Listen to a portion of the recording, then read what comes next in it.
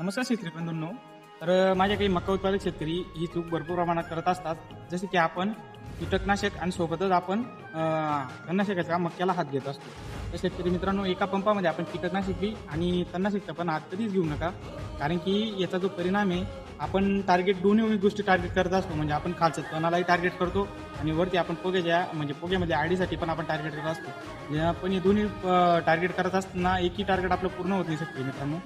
जसं की तुम्ही पाहू शकतात, आपण जर पंपाने कीटकनाशकी आणि तणनाशकाचा जर फवारा घेत असाल, तर आपण कीटकनाशक जर पहिली गोष्ट केली तर आपण कीटकनाशक टार्गेट करत असतो. आपलं जी आळी पडलेली राहते आपल्या मक्यावर, तिथं आपलं औषध पोग्यामध्ये गेलं पाहिजे. म्हणजे पोग्यामध्ये गेल्यानंतर आपली जी आळी आहे ही पूर्णपणे नायनाट होईल.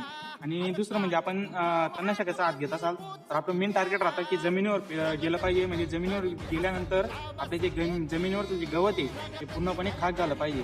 आपण मारताना जो घाई करतो, म्हणजे आपण पोग्यामध्ये पण जात नाही आणि जमिनीवर पण व्यवस्थित जात नाही. म्हणजे जे आपण तणनाशकाचा पण आणि कीटकनाशकाचा पण आपण जोडीने हात घेतो, तर आपण त्याच्यात कोणतंही आपलं चांगलं असं तालमेल बसत नाही. म्हणजे देखील आपलं आडी देखील कव्हर होत नाही आणि तणनाशकाचा आपण खाली हात घेतो ते देखील आपलं पूर्ण होत नाही. कारण की आपण मारताना 100% आपण कन्फ्यूज होत असतो. त्याच्यामुळे ना आपण कीटकनाशकाचा वेगळा हात घेतला पाहिजे आणि आपण तणनाशकाचा आपण वेगळा हात घेतला पाहिजे, जेणेकरून आपले दोन्ही टार्गेट एक पूर्णपणे कव्हर होतील.